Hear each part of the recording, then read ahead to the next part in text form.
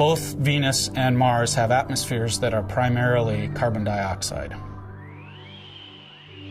Carbon dioxide, when it's struck by solar photons, it often breaks off an oxygen, so you're left with CO.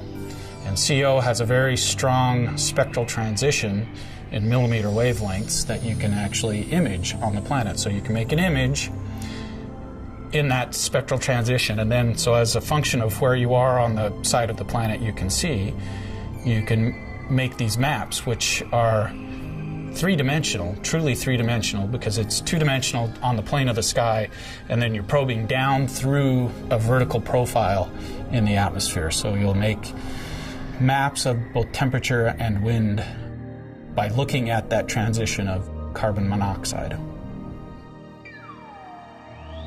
We can do what we call weather maps of Venus and Mars. From their atmospheric constituents, you can measure winds. So you do Doppler wind measurements.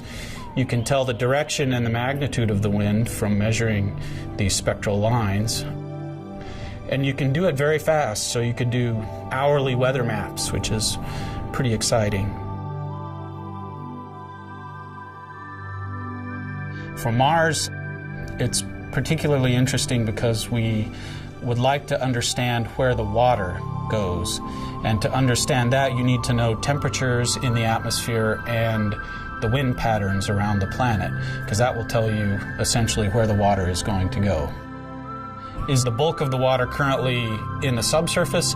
Is it what we see in the atmosphere? Is that all you get? We'd like to know about that because we think water has an important role to play in the development of any kind of life. So for Mars, it's an important question to understand, again, that migration of, how is it moving around, what temperatures is it at? So you need to know something about the history and how much water and what has it done.